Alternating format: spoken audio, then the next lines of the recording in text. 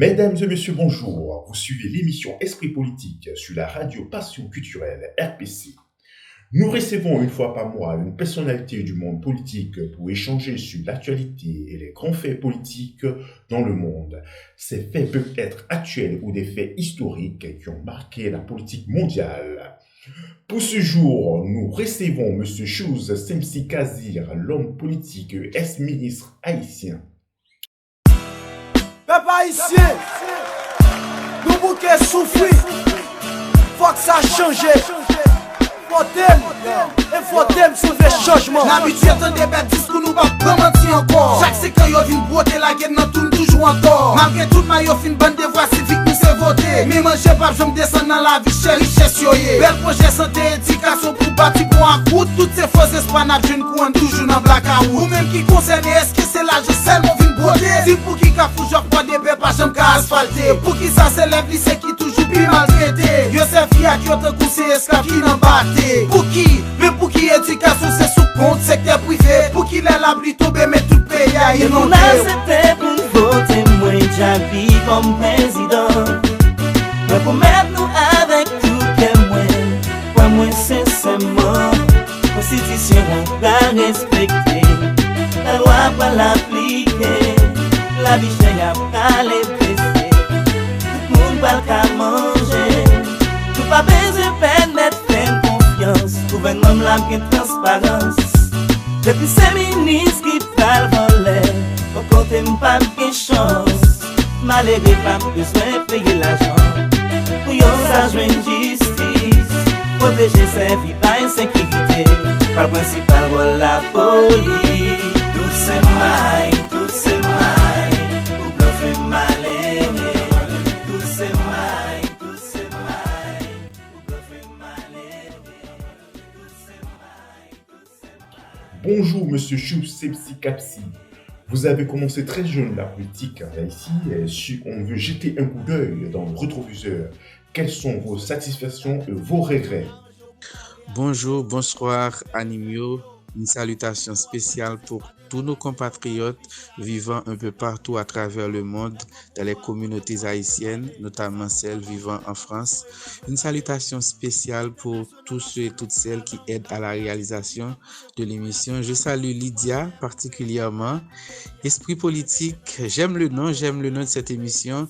En tant qu'homme politique, je vis chaque jour les faits, les événements politiques, donc l'esprit politique m'habite. J'espère que nos échanges vont pouvoir nous rapprocher de tous nos compatriotes vivant à l'extérieur. Comment va le mouvement pour la transformation et la valorisation d'Haïti? Le parti, le MTV Haïti, est en train de poursuivre son chemin, malgré que l'absence de son leader, le Dr Pierre-Réginald Boulos, pèse lourd sur le parti. Mais nous autres, sur place en Haïti, sommes en train de faire de notre mieux pour continuer le combat. Nos réunions s'organisent comme à l'accoutumée et je profite pour saluer le courage et la détermination de tous ceux et toutes celles qui s'engagent dans ce vaste mouvement novateur et qui continuent à croire en des lendemains meilleurs pour le pays. De plus en plus, le parti est en train de mettre le cap sur les prochaines élections dans lesquelles on compte participer à tous les niveaux. Donc, je suis un témoin privilégié de jeunes, de femmes, d'éléments de la diaspora et de la paysannerie haïtienne qui portent en cœur un projet, un rêve de voir une nouvelle Haïti s'émerger, de voir émerger une nouvelle classe politique, une société moderne bâtie sur les règles de l'état de droit où chacun, chacune peut réaliser ses rêves de bonheur, de vivre dans une société où nos droits sont respectés, mais où les opportunités également sont partagées. Quel est l'état des lieux du point de vue politique d'Haïti après les dernières tragédies qui se sont produites sur cette année dans ce pays? Bon, comme moi, vous entendez les nouvelles venant d'Haïti. La situation à l'intérieur est très difficile elle reste très critique du point de vue institutionnel, social et économique. Et aujourd'hui, le pays fait face à un imbroglio sans précédent occasionné par le vide du Parlement, de la présidence de la Cour de cassation et la mort et regrettable du président Jovenel Moïse. Donc, notre réalité, c'est que aujourd'hui, plusieurs accords qui offrent chacun une vision et des perspectives de cette période intérimaire sont en compétition. Mais en réalité, ils sont tous des désaccords desquels doit surgir un large consensus afin d'orienter cette transition dans l'intérêt supérieur de la nation. Je ne cesse de le répéter, nous devons profiter de cette crise pour permettre à Haïti de prendre un nouveau départ. C'est le temps de penser les blessures, de se regarder en face et de faire les choix difficiles, les choix courageux et rationnels. C'est le temps des sacrifices. Il faut payer ce prix afin de retourner à la normalité institutionnelle et prendre la voie du progrès économique et social. Aucun des accords proposés n'est supérieur à un autre. Aucun groupe ne peut imposer sa volonté à un autre. Nous autres du MDV, nous restons attachés au dialogue franc, au dialogue citoyen, sincère, au consensus politique afin de dégager la meilleure solution.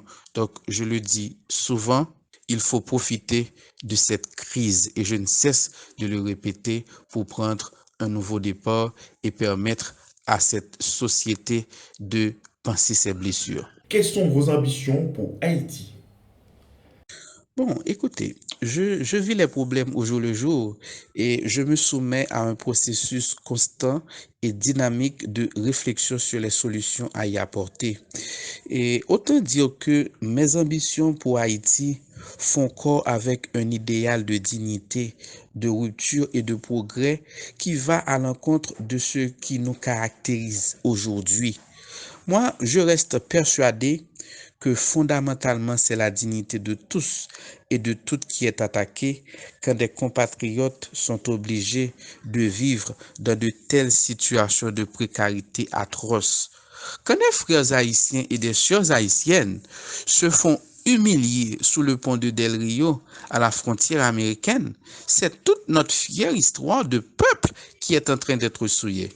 Donc, moi, je me vois davantage dans l'obligation de me battre pour une certaine rupture qui implique nécessairement une nouvelle orientation stratégique pour le développement national dans les domaines économiques, social, institutionnels et même dans la gouvernance territoriale du pays. Aussi, mon combat se veut celui de la libération de la libéralisation, du crédit dans le pays, celui de l'émergence d'une nouvelle classe de jeunes entrepreneurs attachés au pays et imprégnés d'une certaine conscience sociale également. Donc, mes multiples contributions devraient aider également à des réformes en profondeur dans le pays, réformes dans le secteur éducatif, réformes de la sécurité sociale en Haïti, réformes dans le secteur universitaire. Et donc, moi-même, je pense que les 10 prochaines années doivent être celles d'un grand tournant historique. Quel regard portez-vous sur la diaspora haïtienne? Évidemment, Anémio, je m'y attendais. Je ne pensais pas du tout qu'on allait réaliser cette émission sans aborder cette question et en rapport avec la diaspora haïtienne, qui, à mon avis, aujourd'hui est un horizon d'espoir pour Haïti. Il faut comprendre que ces nombreux compatriotes qui ont quitté le pays, quelles que soient les raisons qui en sont à la base, constituent un capital indispensable pour le développement national.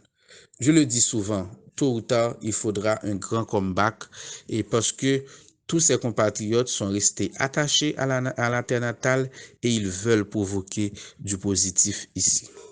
Cela va sans dire qu'ils ont accumulé un capital économique important pour certains et un capital intellectuel et culturel et imposable pour d'autres. Donc, je pourrais le comparer à l'exportation vers l'Europe des talents et des talents brésiliens, argentins, chiliens dans le football et qui deviennent plus tard des millionnaires qui font avancer leur pays. Donc la situation à l'intérieur, en Haïti, ne permet pas à notre pays de profiter pleinement de sa diaspora, mais c'est une situation qui ne doit plus continuer. L'un des éléments importants à prendre en compte aujourd'hui pour la pleine intégration de la diaspora est la reconnaissance par la législation haïtienne de la double nationalité. C'est d'une part une injustice qu'on ne peut pas continuer à faire à la population et d'autre part, c'est une énorme opportunité pour Haïti qu'on doit récupérer. Comment expliquez-vous les drames successifs qu'a vécu votre pays, Haïti? Les drames d'Haïti, au moins des 35 dernières années, ne sont pas des faits isolés. Ils sont liés à un système, à un type de comportement destructeur des valeurs morales et républicaines. Ces drames sont l'expression de nos choix qui ne reflètent pas un leadership éclairé. Les types d'hommes et de femmes qui nous dirigent aujourd'hui ne sont pas à la hauteur de l'avenir que nous voulons construire. Je ne peux pas dire que ces drames vont s'arrêter du jour au lendemain, mais il revient aux patriotes aujourd'hui d'assumer leurs responsabilités pleines et entières dans cette crise afin de corriger le destin de la nation. Quelles sont les personnalités qui sont vos modèles politiques? Je fais partie d'une jeunesse qui veut faire la politique autrement, qui se révolte contre une classe politique qui n'a jamais su nous offrir une alternative et qui est en panne d'inspiration également. Il est difficile pour moi de dire que je peux prendre un tel ou une telle pour modèle. Et cela ne veut pas dire également qu'il n'y a pas de gens honnêtes, compétents, qui fassent de la politique en Haïti. Ce n'est pas ce que je voudrais dire. Mais ceux et celles qui pourraient servir de modèle pour la jeunesse haïtienne dans la politique, ils s'écartent de la politique et ils s'écartent de cet espace de violence, de corruption. Mais je peux puiser parmi mes premiers mentors, et je veux parler du professeur François Maniga, que j'ai eu la chance de côtoyer. On s'est rencontrés à plusieurs reprises lorsque j'étais en classe de philo. Il a reçu une bonne partie des élèves de ma promotion chez lui pour nous parler d'histoire, pour nous et parler de Dessalines à la veille des examens officiels. Et je peux prendre également l'ancien ministre Gabriel Bien-Aimé, qui est quelqu'un qui est d'une certaine dimension et qui a servi l'État dignement. Donc, je crois que l'exemple de Réginald Boulos est un peu nouveau.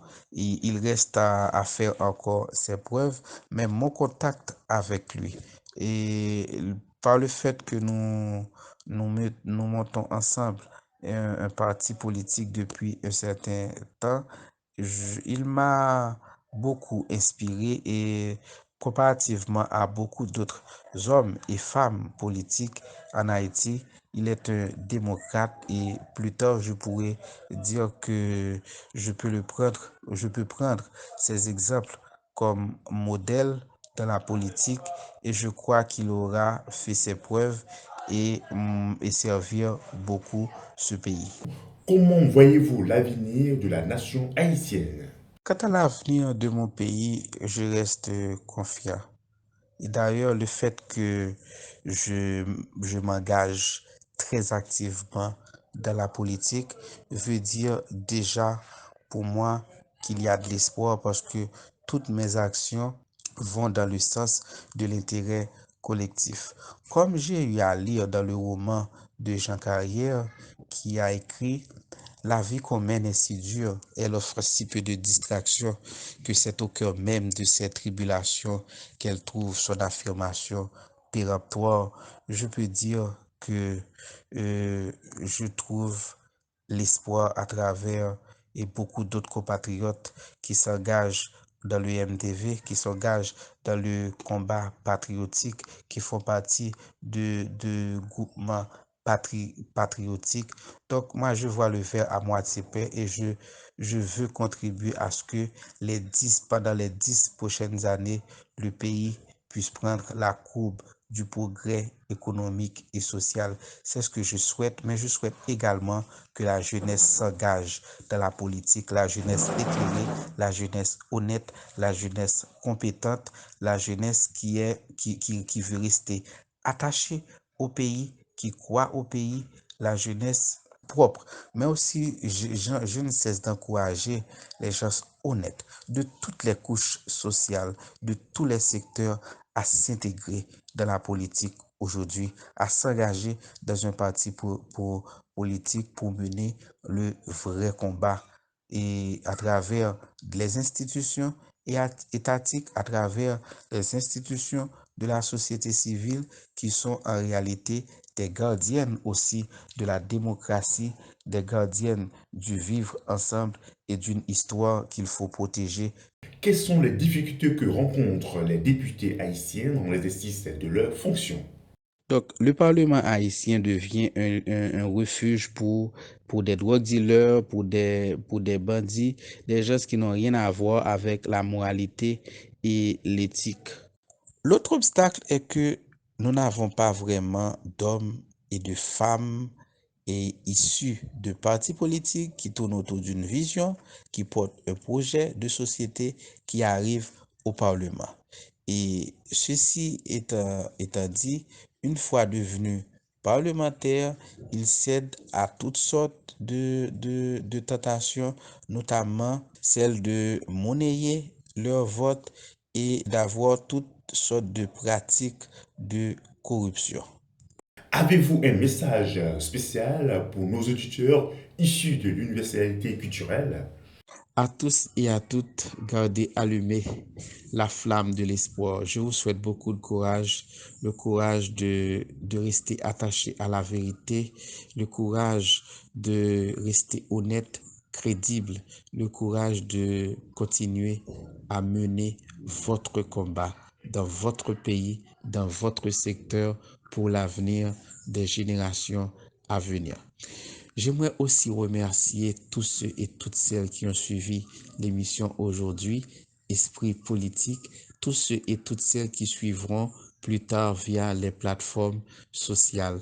Merci à Lydia Antoine qui m'a contacté et merci pour votre générosité de cœur, votre amour et votre amitié. Lydia, continuez à porter Haïti dans votre cœur.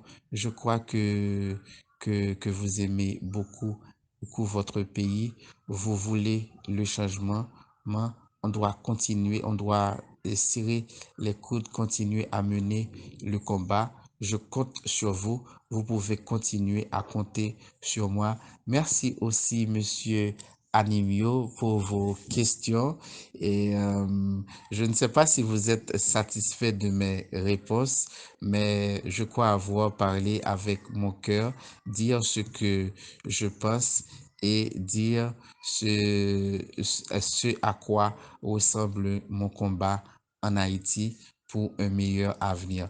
Merci beaucoup, portez-vous bien. Merci, Monsieur Chou Semsi Kapsi.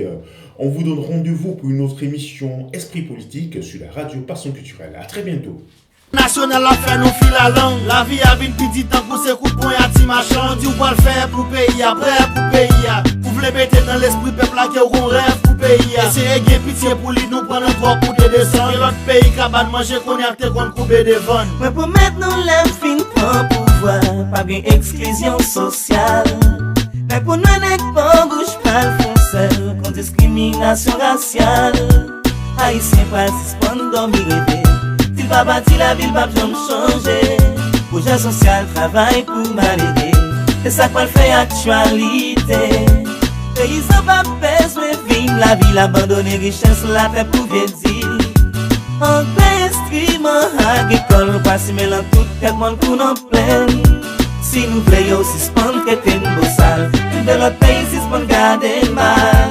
On nous tous mettez tête pour ensemble. Pour être nous pas rouler non sang. Tout c'est maille, pour bluffer maléré.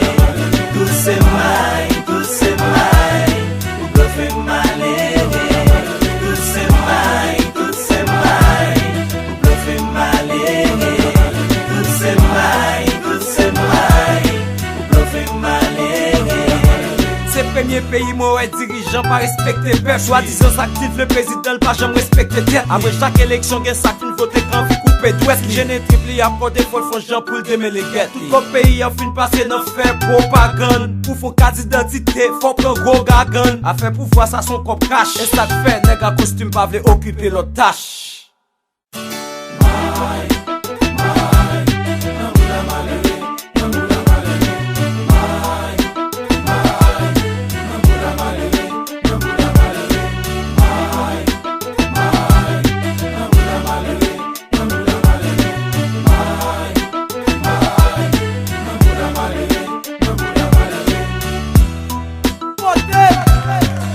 Votez si la vie change. Tout c'est mal.